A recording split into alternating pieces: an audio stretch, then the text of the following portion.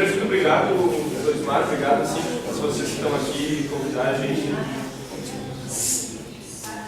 para participar de um seminário tão interessante como esse.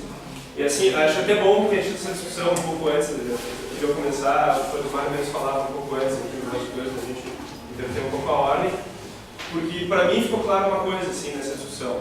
Né? Primeiro é uma questão do Dunas no mundo, assim, o local e global que o professor Osmar tanto fala, e outra um pouco são essas escalas do planejamento. Né? O nosso trabalho aqui do Plano de Habitação de Interesse Social de Pelotas, tá?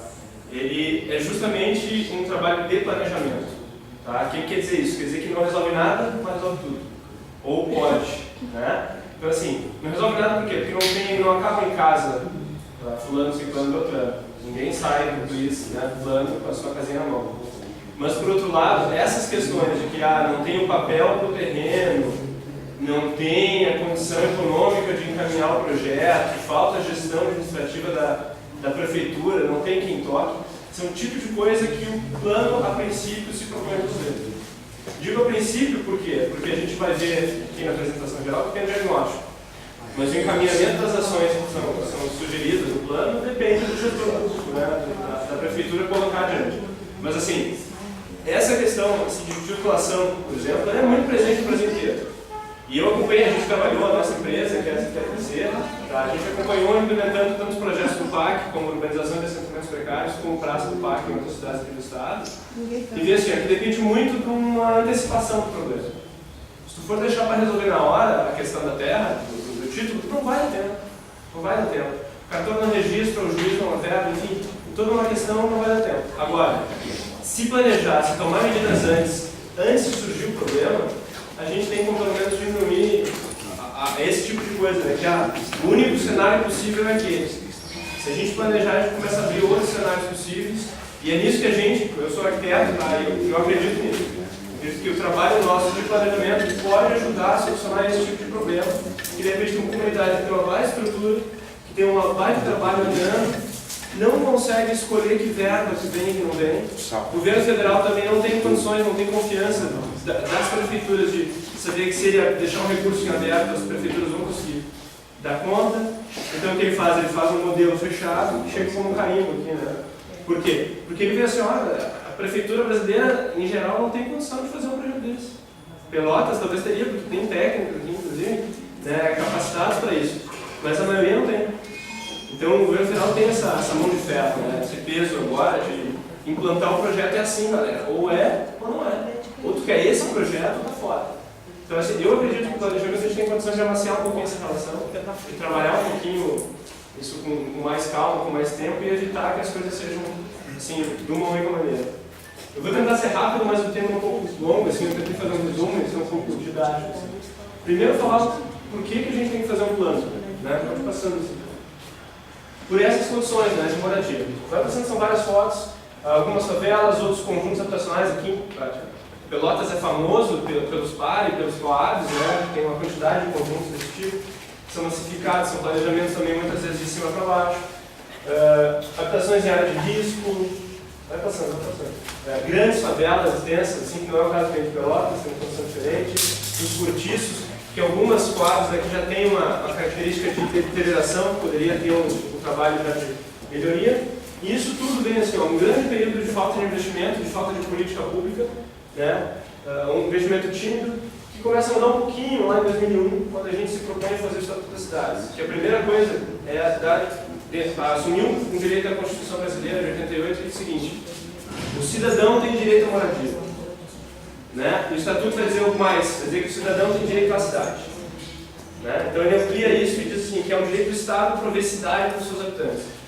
Depois vai ter no Ministério, Conselho de Política Nacional de Habitação, chega no Sistema Nacional de Habitação também em 2005, tá? Que não tem a data. Esse sistema, é isso que a senhora fala, vai dar a diretriz geral, o grande guarda-chuva no qual os estados e os municípios vão ter que se ligar com as suas políticas públicas. Cada um tem um papel. Tá? Vamos passando, o que é o plano? O plano é o seguinte, é um instrumento da prefeitura, tá, do planejamento municipal, que a principal coisa é colocar a casa em ordem. Ou seja, ninguém está dizendo que não se faz habitação, que não existe investimento. Mas o investimento em habitação, normalmente ele é assim, agora deu, agora não deu, hoje eu consegui uma praça, saneamento. Né? Então a coisa está indo assim um pouco no susto. A ideia do plano é planejar isso para um horizonte de 20 anos para a gente ter uma estrutura de investimento e principalmente com a participação da população direta e transparência no processo. Então, assim, quesitos essenciais do plano. Vamos lá. Bom, o objetivo é conhecer como é que é o município, oportunizar a participação de diversos setores. Aqui eu acho que cabe, a gente até talvez organizar uma atividade nos Dunas, em algum momento da formulação do plano, para ter uma participação mais direta. Estabelecer, no final das contas, as regras, ou pelo menos direções de como é que devem ser as ações da política social do município. Tá? Aqui também, favorecer a articulação com programas existentes ou programas federais e estaduais, né, um investimento, assim, então juntar as pontas dessa coisa que às vezes é um modelo de lã meio complicado, e identificar o financiamento, de onde é que pode vir o dinheiro. Esse é o calendário geral, passa mais um. A gente tem sempre essa coisa da participação contínua, então tem eventos previstos, a gente teria inclusive um para esse final de semana, mas que foi transferido. Tem uma questão de organização da prefeitura que ainda não está bem certa. A princípio ficaria para o dia 20, né, uma oficina no centro, talvez na Câmara de Vereadores, para a gente ter o primeiro contato com as pessoas. Né? Na verdade, o segundo contato, mas o primeiro, a gente fez uma audiência em junho já, né? Finalzinho de junho, início de julho, e lá na Secretaria de Cidadania, e agora seria assim uma coisa da gente ouvir um pouco mais, né, as pessoas justamente dizerem o que elas acham que tem que ser feito de habitação no município. Tá?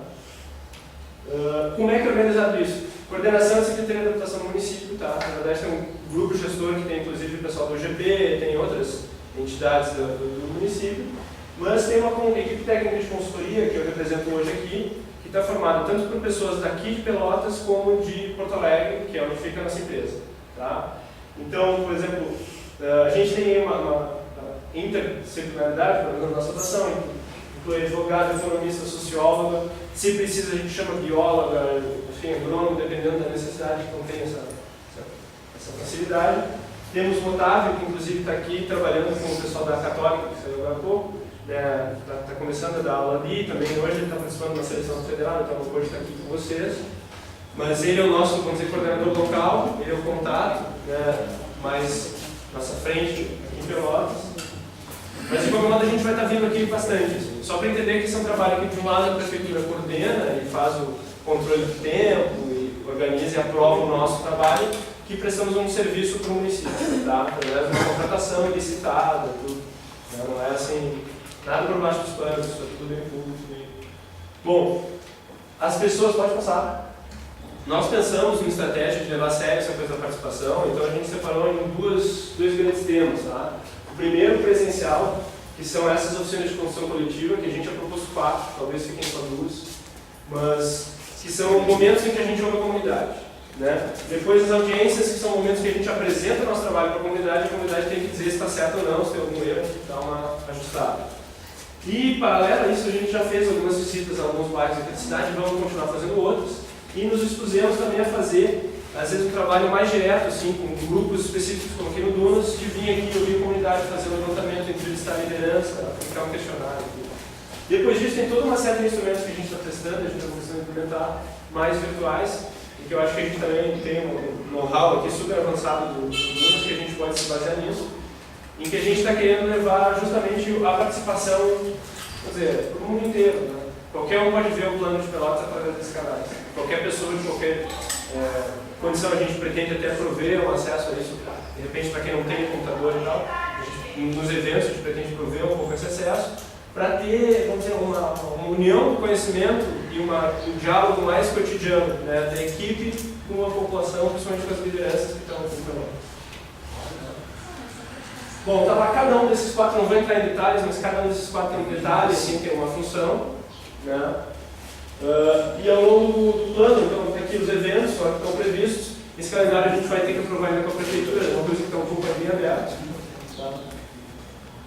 Importante salientar que o PLIS, esse plano, ele é das áreas urbanas. Pode passar, pode passar. É das áreas urbanas, então aqui a gente tem a sede, os principais bairros, né? Mas também, ele tem também as áreas rurais. Então a gente vai estar fazendo incursão nas áreas rurais, conversando com as pessoas também para conseguir chegar lá. Né? Pode passar. Aqui algumas coisas que a gente já fez. né? Então, a principal delas foi a audiência pública, ela foi lançar o plano, e depois as visitas que a gente fez aqui. Nessa reunião ali do meio que a gente conversou com o Florismar, que a gente convidou para estar aqui hoje. Né? E aqui alguns bairros, alguns locais, na verdade, que a gente já visitou aqui na cidade, né? Não são bem vários, são umas comunidades. Vamos ver algumas fotos agora rapidamente que a gente tirou. Então aqui o Pestano está passando. Tem mais uma Pestano, também as bordas, aquele Pestano lá no norte está passando. Essa é a reunião na Federal, que a gente teve aqui, o Florismar falando aqui. A Nesa ali do Laranjal, um pedacinho junto da estação de tratamento de esgoto, passado. O próprio Dunas, que a gente passou aqui na frente, deu uma olhada no bairro, tem mais uma foto agora do Dunas. Que a gente sabe que, mesmo sendo um bairro já é bem mais estruturado, tem problemas, né, de drenagem, de esgoto, tem uma série de coisas que é meio geral da cidade, crônico, assim, o Aquário Fragata, que tem uma parte da Coab, tem os fundos da Coab, né, que fica mais na parte de baixo do arroio. O Gabiroba, que tem uma parte também de Coab, que talvez alguns locais, essa foto não mostra, mas alguns locais talvez precisem de uma revitalização. Os leitos de Santa Bárbara, que é uma questão à parte, assim, o leito da bifurcação, o leito do Novo Rio Antigo, que tem toda uma série de descontinuidades, problemas bem graves de habitação ali. E uma coisa também ali ao redor da balsa, que a gente já viu que junto ao muro da universidade, também tem algumas questões que tem que ser revistas. Isso tem mais coisas que a gente viu que não estão aqui, mas enfim, é só para entender que a gente está indo a campo, que a gente está visualizando isso, que vai querer chegar a campo. Tá? Esse diagnóstico está concluído? Não, de maneira nenhuma. A gente está mais ou menos assim. Na verdade, assim, o cronograma está correndo, o relógio está correndo e a prefeitura demorou um pouco para acabar a primeira etapa. Então, nós estaríamos no início do diagnóstico. Tá? Primeira terça do diagnóstico, primeira parte. Mas, ao mesmo tempo, o cronograma está andando, então tem um pouquinho assim de preparação. O diagnóstico está acontecendo, nós vamos fazer essa oficina provavelmente dia 20. Eu não posso dizer para você que vai ser dia 20, porque a prefeitura não definiu a data, então não tem como comunicar oficialmente. Mas isso vai estar no jornal, vai estar na rádio. E nós, quem assinar, eu até gostaria se tivesse uma lista de e-mails que a gente pode incluir nessas redes e mandar e-mails para todo mundo. Isso é bem fácil a gente fazer, para divulgar. Me diz uma coisa assim, ó, dentro dessa primeira leitura que vocês fizeram com o Dunas, aparece ali a questão do saneamento, né? Tu colocou as valetas. Tem mais alguma outra questão que apareceu assim, referente ao Dunas nesse primeiro momento, assim? Além do saneamento? Esses loteamentos aqui da cidade que são, que estão às vezes no limite da cidade, né? A gente sempre tem uma grande área para o norte, Pestano, mais ou menos tudo, né? Junto ali da direção 300 e tal. Nas bordas, onde abaixa um pouco o terreno, a gente vê que a coisa complica. Né? Então tem a parte que tem o loteamento, vamos dizer, mais formalizado, com a rua retinha, pavimentada, ao redor da praça, e na bordinha começa a cair. Pestando é muito claro nisso, né? Ali ao redor tem uma parte meio organizada, que até tem uma qualidade, mas quando vai para o fundo, assim, a coisa complica bem e a gente tem um quadro de miséria, assim, bem sério. Aqui no Dunas a gente vê que a coisa não é tão grave. Mas não é tão grave assim do lado da casa muito precária, da casa improvisada. Porque em termos de infraestrutura, é grave sim.